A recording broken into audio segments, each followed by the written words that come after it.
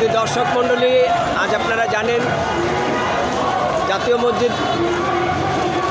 জাতীয় মসজিদের বাইতুল মোকাররমে খতিবের আহ্বানে সাড়া দিয়ে আজকে লাখো লাখো মুসলমান সরওয়ার্দী উদ্যানে সমাবেত হয়েছে। আজকে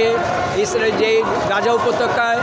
নিরীহ এবং নিরস্ত্র ফিলিস্তিনিদের উপর যে নির্মমতা চালাচ্ছে, যে গণহত্যা চালাচ্ছে ইসরায়েলকে রুখে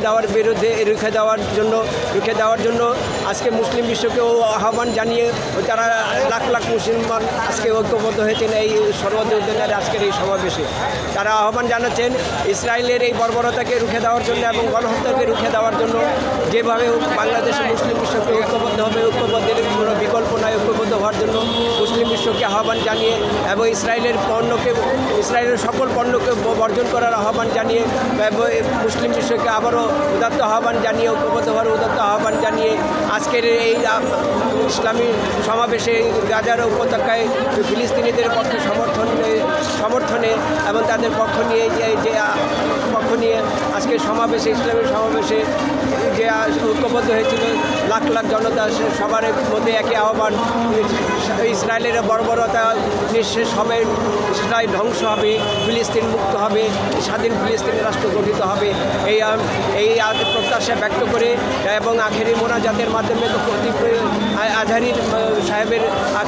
পরিচালনা আখেরি মোনাজাতের মাধ্যমে আজকের এই লাখ লাখ মুসলমানের ঐক্যবদ্ধ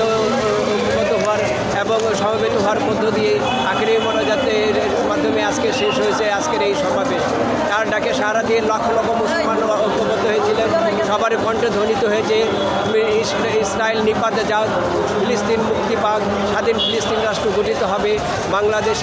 বাংলাদেশের জনগণ ফিলিস্তিনের ভাইদের পক্ষে আছে, নির্যাতিত ফিলিস্তিনের পক্ষে আছে, ইসরায়েল ধ্বংস যাক, ইসরায়েল ধ্বংস হোক, ফিলিস্তিন মুক্ত হোক, এই আহ্বানের মধ্য দিয়ে, এই স্লোগানের মধ্য দিয়ে তারা সমবেত হয়ে তারা বিশ্বকে জানান দিয়েছে মুসলিম বিশ্বের মধ্যে ফিলিস্তিনিরা একা নয়, মুসলিম বিশ্বে 18 কোটি 20 কোটি বাঙালি মুসলমান আজকে তাদের পক্ষে আছে। মুসলিম বিশ্ব আজকে তাদের পক্ষ নেওয়ার জন্য তাদের এই আহ্বান। আজকে বাংলাদেশ রিয়াল নিউজের টিভির পক্ষ থেকে সরওয়ার্দী উদ্যানের পাশ থেকে ধারাভাষ্য দিচ্ছেন কবি ও সাংবাদিক এস এ আলমগীর।